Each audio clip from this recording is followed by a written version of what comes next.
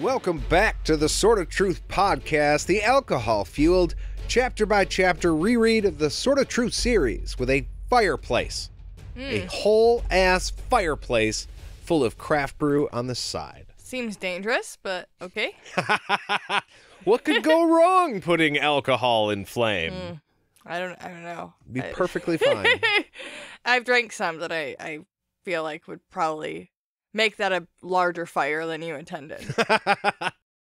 I am Nate. And I'm Jade, and on this episode, we are glamorizing Chapter 49 of Blood of the Fold. I know what it means, but at the same time, I'm like, what are we going to do to make it better?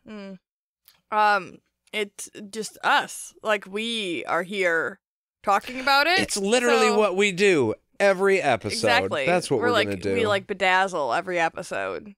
You had me until bedazzle, but I like the concept, so cheers. Yeah. And cheers to all of you. Thank you so much for joining us. But before we get into our episode tonight, we wanted to talk to you again about 4 Acre Freedom. They are a family-owned and operated one-stop shop for pretty much everything you need. I know we've talked to you guys about it before. They have shirts, hoodies, beer cozies. They can do custom woodwork, leather work. Yeah, they really do a little bit of everything. I'm actually inquiring about a leather guitar strap. Custom made, you can get all sorts of stuff on it. Like literally whatever you can think of can be done. They'll come up with some way to make you happy. Yeah. Yes, they will. Everything they do is of the best quality. And it's literally all handmade. The value is there, and the quality is there. Everything they do is fucking awesome, and you should check them out for yourself. Christmas through Lowell will be in November 19th, 20th, and the 21st, and they are going to be located in the Green Ridge Realty Building. If you want to go see them and you're in Michigan, you should take a little visit out there. Yeah. Otherwise, you can find them on Facebook, Instagram, and Twitter, and of course, 4acrefreedom.com. High quality, handmade. Nope. High quality, handcrafted. Handcrafted, that's Yes. right. It has since changed. We actually coined that term right here on this podcast. Thank you very much. And they enjoyed it so much that they started to use it as their actual. And then they tweaked it to make it better, but that's well, fine. yeah, they should. And they should. So high quality, handcrafted, Handcrafted is the slogan. So go check them out after you listen to this podcast. Because Yeah. I know that you don't want to leave us. I mean, I guess you could do both if you, because it's audio. If they listened in the car, they could feasibly listen on the way there. Oh, yeah, there you go. There you So- go. I was thinking you were going to say something like they could also be looking it up on their phone, but then I was like, no, that's not safe. You can't do that. Not while driving. No. No. All right. You ready? I'm ready. I feel good about this one. Good. Pumped up. Yeah? Yeah. Good. And we need to be pumped up because this chapter is intense as fuck. Oh, shit's leading to a very intense climax. Oh, yeah. We're like, the drums have stopped, but I feel like they've also started. You know what I mean? Like metaphorically, the drums have begun. Yeah, like the music, the background music in like a movie has started to get more intense. So the drums have stopped, but the other drums have started. Never mind. I thought you said the drums were done. Oh, no. Those were the travel drums. They've stopped. The battle drummers have started now. Yeah, that's why they're more intense. There's like 6 of them. Just slightly faster. So it gives everybody an instant headache. These are snare drums. So Addie and Kaylin are making plans to escape. They figure their best chance is to get rid of Lunetta's pretties, which pretty much has to be the source of her power. Right? Yeah. She's wrapped in it all the time. Addie says it's fucking weird. She's obsessed with them. Yeah, she's got to have a talisman of some kind to make that work. And so obviously that's what it is. So if they fail, if their escape doesn't work and they end up dying, worst case scenario, then Richard won't have to put himself in danger to come rescue them, but he's only thinking of her.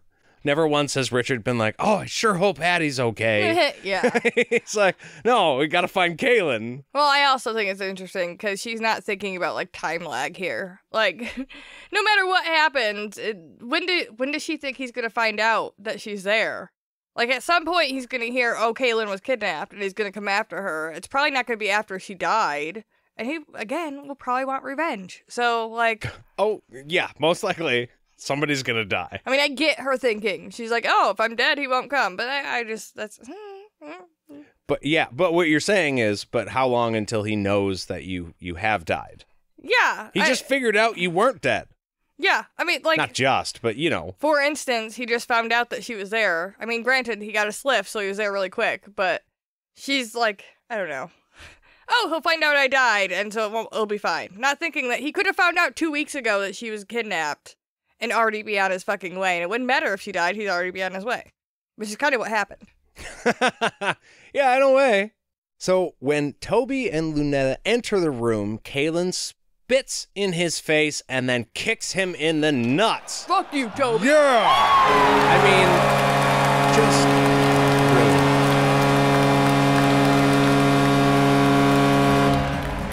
I thought I had enough of the spitting on people from the last, Oh, yeah, you know. there is a lot of spitting in this book. I didn't realize that. Right here specifically. It's not everywhere in the book, but, like, a lot of that happened. So I don't really know what to make of it, but, yeah.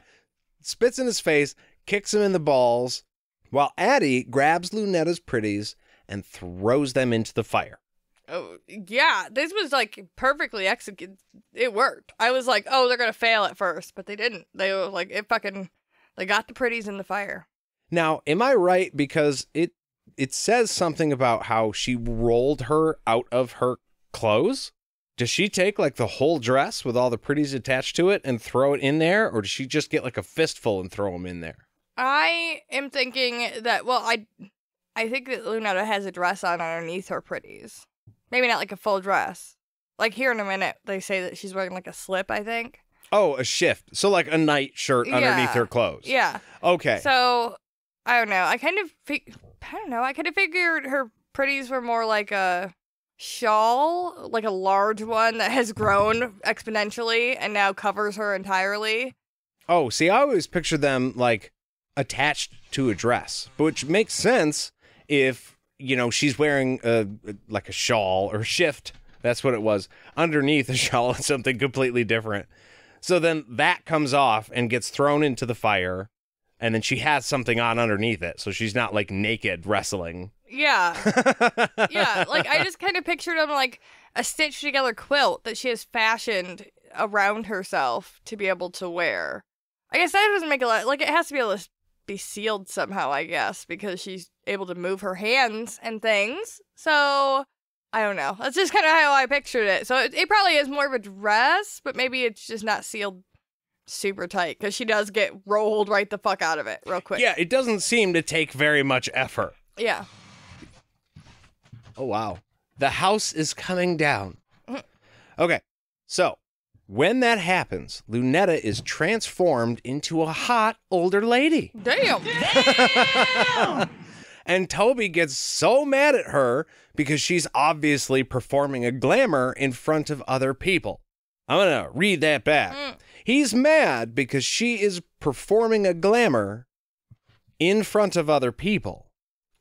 Because he doesn't get mad when she does it when they're alone. For him, right.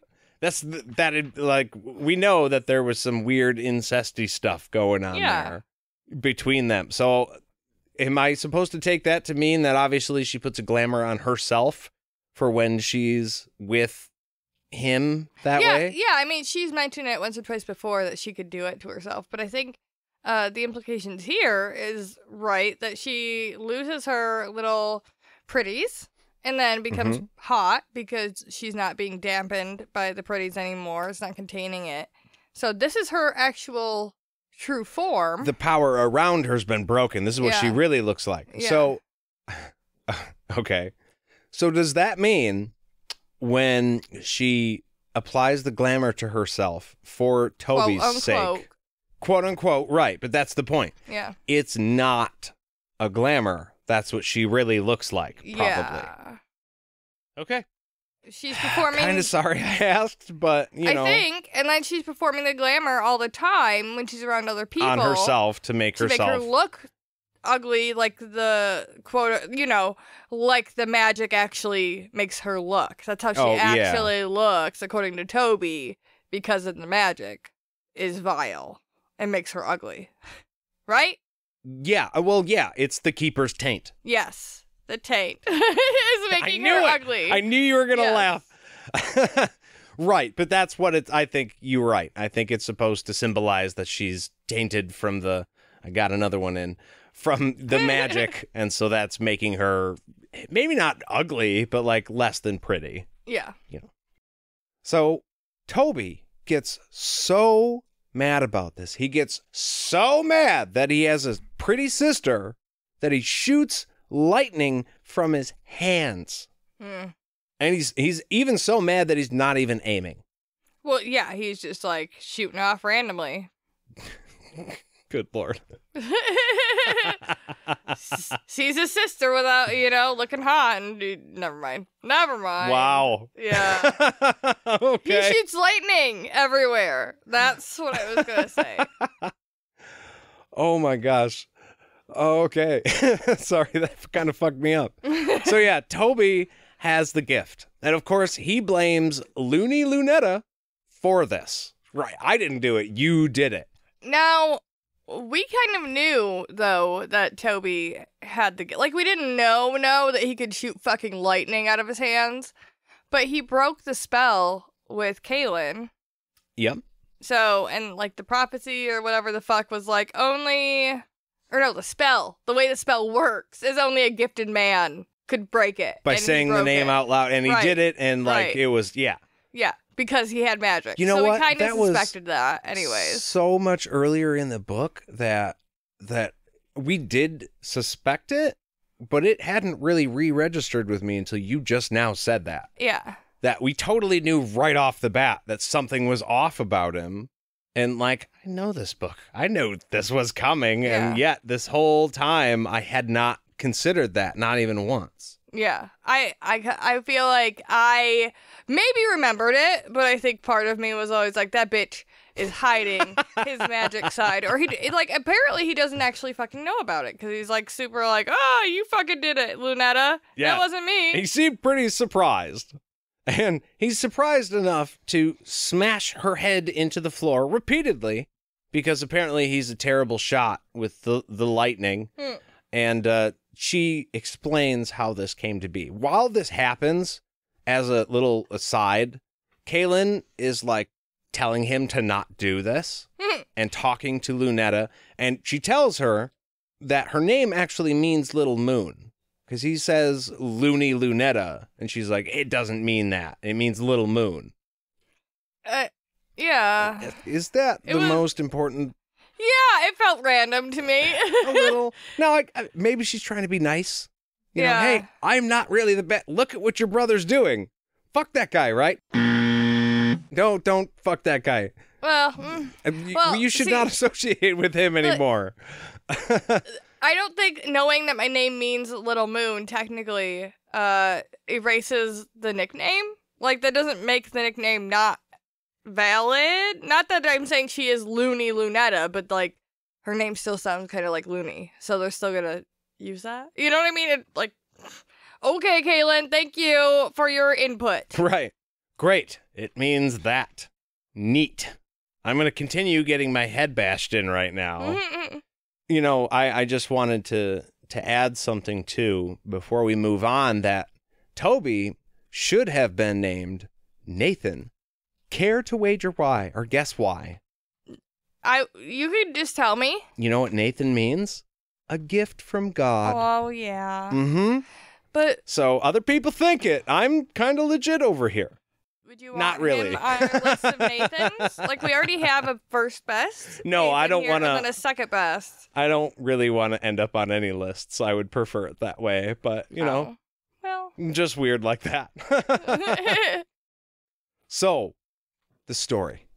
When they were younger, the Sisters of the Light came for Toby because he's got the gift, and we know oh, gross. That's what they do. Sorry. I'm so sorry. You're just, sorry. wow. I'm so sorry. I think that's 3 for 3 now. I'm so Hot sorry. takes from Jade. It wasn't because, never mind. I'm so sorry. Yes, no, please. Please